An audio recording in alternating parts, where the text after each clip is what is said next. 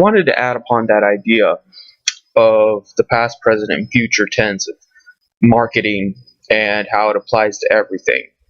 I wanted it to compare it to relationships because I didn't go into that in the previous video, and that was something I wanted to talk about because I can deduce that this applies to pretty much everything you can think of. Relationships are like economics in that it's bullshit. It's bullshit because the line you were sold was that of the investor. That you're going to convince some broad who doesn't know anything about investing, by the way, but you're going to convince her that you're a good investment for her and she's a good investment for you. You're going to have kids together. You're going to love each other unconditionally. You're going to be there for each other. You're going to take care of each other when you get old. That was the line that we've been told for eons. Nobody does it anymore. Nobody believes it anymore.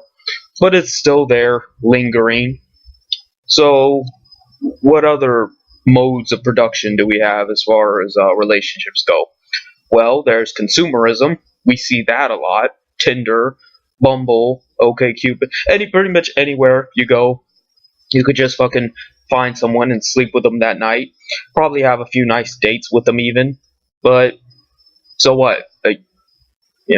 That's what aggravates me about incels and anti-incels and things like that is that you fucked one, you fucked all of them. It's the same shit. People are pretty much the same. I know everyone wants to believe they're a special snowflake and they're not like other girls. Or, just because someone hurt you doesn't mean I would hurt you. Well, good for you. The point is you're not that fucking special. I've been with enough bitches to know pretty much how you are or aren't going to be. There might be some variation, but people are basically the same. There are even people like me, and I'm basically perfect. But there are other, James Lucratives in the world. So, so consumption is not a reliable form of relationship status and happiness. What about debt?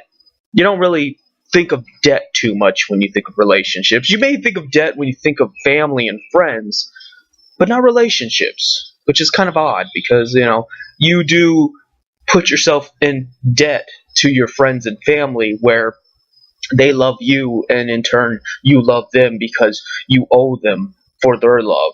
And it's just sort of this exchange of debt. It's the fiat currency of fucking relationships. But when it comes to the lovey-dovey, romantic relationships, you don't really think of debt too much because people want to romanticize it as above that, like just because someone is kind to you, that's no reason to get in a relationship with them. You want someone that fulfills you and makes you feel special.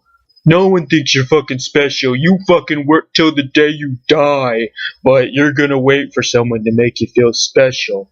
And also women who have no concept of debt economy anyway, because they think everyone owes them something, not them owe somebody else something.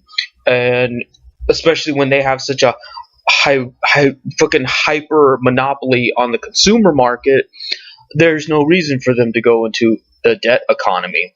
Not literal, but like the debt economy of love.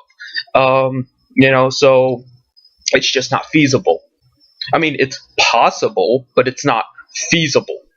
And that's where we're at in society, where about the only situation I could think of where you would have a debt-based relationship is nostalgia, where like an ex-girlfriend that you haven't seen in years, you romanticize and you make out better than she was because you've forgotten in time. You don't remember all the terrible shit she does off the top of your head, so you tend to fixate on the better parts.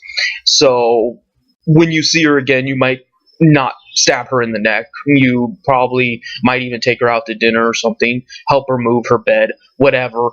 It doesn't fucking matter. The point is that's about as close as you're going to get to debt-based capital in relationships. But what I'm saying is that the same thing that applies to these market ideas applies to how we interact with each other as human beings. Whether or not it should be that way, I'm not saying it should. I'm not saying it's right, but I'm saying that's the way it is. And when you realize that, it puts things into perspective.